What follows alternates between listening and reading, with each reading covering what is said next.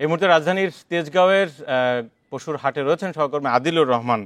আদিল, তেজগাঁওয়ের এই হাটকে ঘিরে শুধু তো পুরো হাট না, মোটামুটি তেজগাঁওয়ের আশপাশের সড়কগুলো সব গরুর হাটে পরিণত হয়েছিল।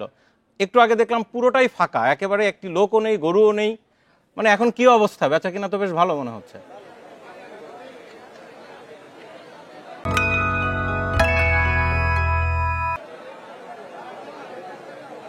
বাসার আমি একটু আসলে শুরুতে সংশোধন করে দিতে চাই। সেটি হচ্ছে যে আমি তেজগাঁ হাটে নয়, আমি চলে এসেছি আসলে গাবতলী হাটে।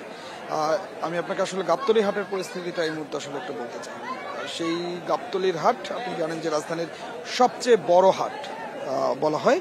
সেই হাটটিতে আমরা এখনো দেখতে পাচ্ছি যে অবিকৃত অসংখ্য কোরবানির পশু আসলে রয়েছে। তেমনি আসলে আরেকদিকে আরেকটি তথ্য আসলে জানা দরকার যারা কোরবানির পশু কিনতে চান। ওয়ালটন আবারও মিলিয়নিয়ার অফারে ওয়ালটন ফ্রিজ কিনে আপনিও হয়ে যেতে পারেন মিলিয়নিয়ার।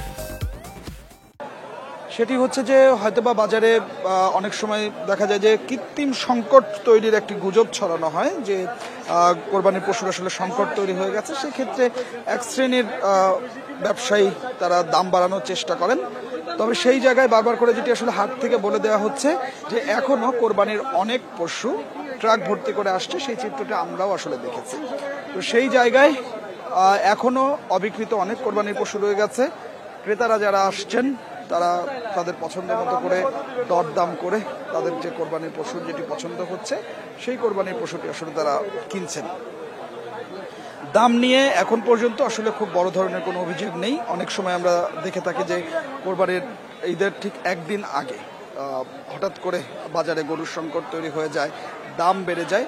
সেই পরিস্থিতিটা আমরা এবছর এখন পর্যন্ত আসলে লক্ষ্য করতে পারিনি। আমি আপনাকে বিভিন্ন শেড ঘুরে একটু আসলে দেখাতে চাই যে কি পরিমাণ কোরবানির পশু আসলে রয়েছে। এখানে আমরা যেটি আসলে দেখতে পাচ্ছি যে একদম ছোট সাইজের যে গরুগুলো, অর্থাৎ আপনি যদি দামের কথা বলেন 60,000 70,000 টাকার যে গরুগুলো, সেই গরুগুলোও এখনো বাজারে আছে। আবার যেটি 5 লাখ 7 লাখ টাকা দাম, সেই কোরবানির পশুগুলো এখনো বাজারে আছে। অর্থাৎ সব শ্রেণীর ক্রেতাদের জন্যই বাজারে পর্যাপ্ত কোরবানির পশু আমরা এখন পর্যন্ত লক্ষ্য করতে পারছি। ক্রেতাদের সঙ্গে যখন আসলে কথা বলছিলাম, ক্রেতারা যেটি বলছেন যে দাম নিয়ে তাদের বড় ধরনের কোনো অভিযোগ আসলে নেই। গত বছর তারা যে দামে কোরবানির পশু কিনেছেন, অনেক ক্রেতা বলছেন যে গত বছরের চেয়েও অনেক কম দামে এবার কোরবানির পশু তারা কিনতে পারছেন। অন্যদিকে বিক্রেতাদের সঙ্গে যখন কথা বলছিলাম, বিক্রেতারা বলছেন যে গত বছর আসলে যে পরিমাণ লাভ তাদের হয়েছে, এবছর হয়তোবা সেই পরিমাণ লাভ তাদের হচ্ছে না।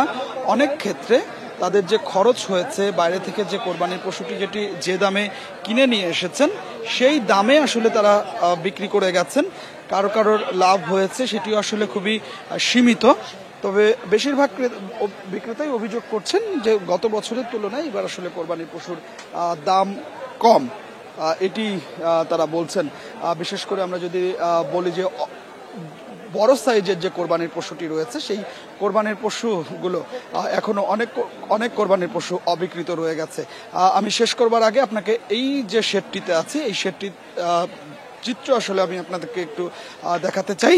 সেটি হচ্ছে যে এই শেডে আমরা যেটি দেখতে পাচ্ছি যে এখনো বেশ বড় সাইজের অনেকগুলো কোরবানির পশু অবিকৃত অবস্থায় রয়েছে। সেগুলো নিয়ে যারা বিক্রেতা আছেন তারা অপেক্ষা করছেন ক্রেতাদের জন্য। দরদাম হচ্ছে, তবে বিক্রেতারা বলছেন যে আশানুরূপ যে দাম বিক্রি করলে তাদের লাভ হবে বা তাদের যে খরচ হয়েছে সেই খরচগুলো উঠবে, সেই লাভটি না হবার কারণে এখনো এই কোরবানি পশুগুলো তারা বিক্রি করতে পারেননি।